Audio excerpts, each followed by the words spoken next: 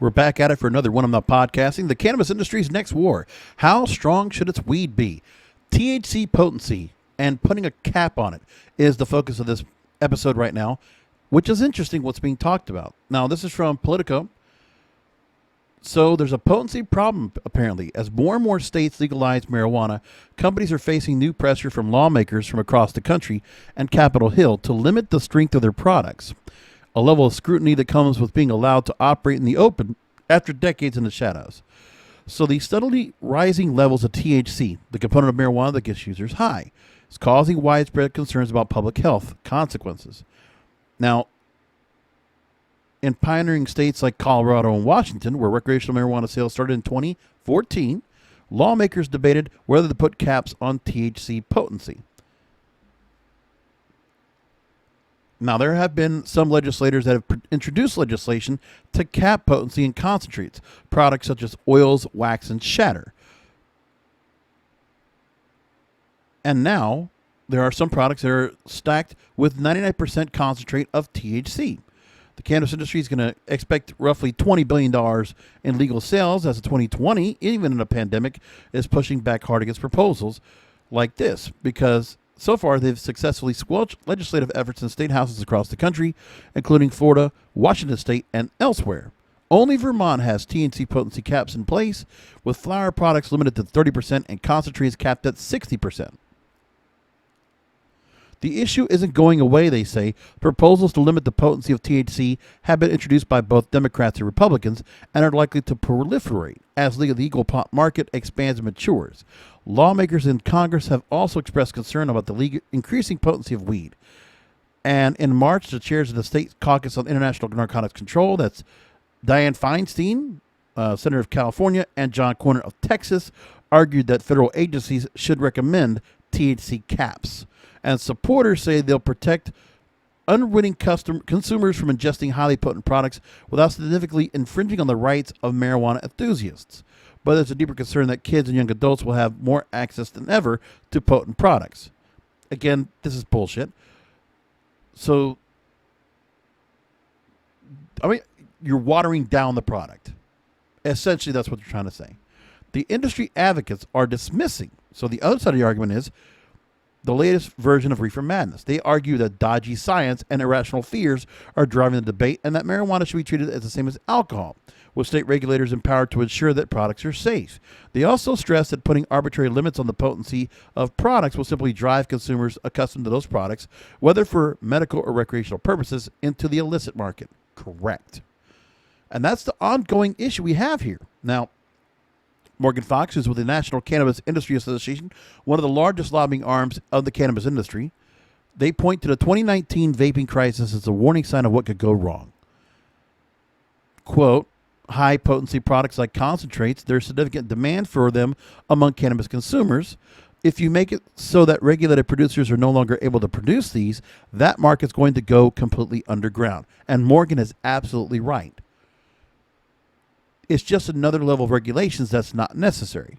When you're talking about pricing, tax regulations, compliance issues, which have to raise the cost, all this goes into play.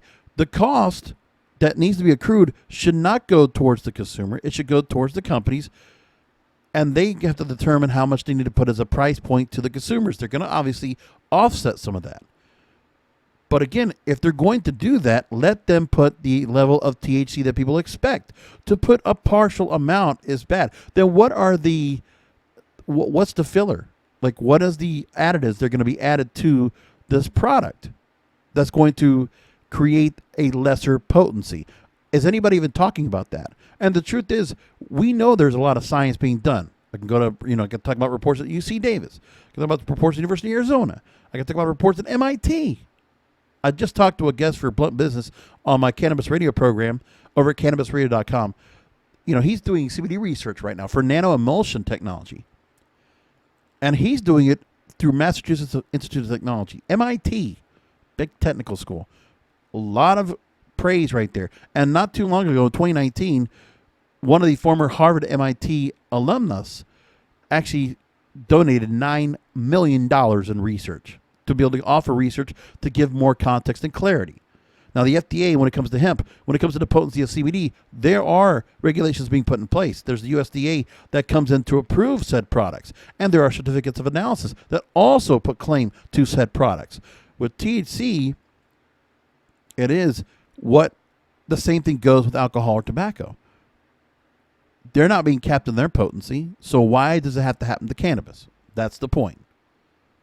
They go through a few other people that are talking here, and Chris Crane with Forefront Ventures, he points out that concentrated THC products have long existed on the illicit market, albeit not in the variety that is found in legal markets today. Quote, Crane said, it doesn't take that much to do butane extraction in a garage. It's just really dangerous. And he's talking about butane hash oil extraction, or the kind of feel to that, versus distillates, which is a much more safer way of extraction.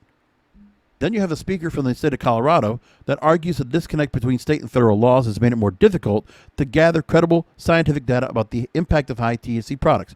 My point, quote, the biggest drawback to the feds not participating in this conversation earlier is the fact that they haven't activated the FDA or the NIH to do the public health research on developing a mature brain and what happens when high potency products are used. If we could rewind, that is the one place in which the federal government will have taken a leading role. But we know if that were done, that would have been an issue. Because I wouldn't trust the government putting money towards research. The schools are doing that already. And there's a lot of private research being done right now here and abroad. You know, we could talk with Dr. Raphael Machulam. We could talk about the issues that Dr. Stu Sisley is working on right now. We could talk about all the research being done by Tikkun Olam in Israel. We could talk a little about that. Even here, there's needing for more research of the endocannabinoid system. Politico talked to Deepak Cyril D'Souza, a Yale University scientist, studying the relationship between cannabis and psychosis for 25 years. It's a system that includes receptors and chemical messengers that play an important role in brain function through age 25. Quote, what happens is the endocannabinoid system, when it turns on, its effects last for just a few milliseconds to seconds.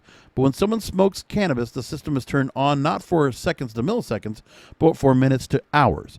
And so exposure to cannabis during these critical phases of brain development can be messed up, for lack of a better word. So there's more to be said about this in the state of Florida and other places.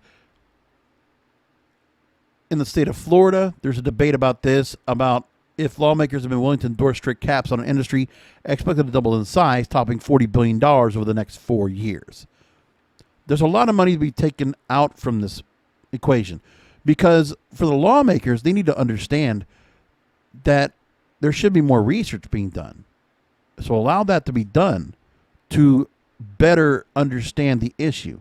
And as for them, any kind of regulation that can be done now only benefits the illicit market. And when you talk about getting the product into the wrong hands, into dangerous possibilities where kids or, adolescents or young adults getting their hands on it without a medical marijuana card, or not able to be tracking down who is ordering from a dispensary or delivery service, then you're only helping the illicit market. You're taking away the control of the cannabis being done by all these state agencies and by all these companies doing right, which, as a matter of fact, they're actually going above and beyond the call of duty to comply.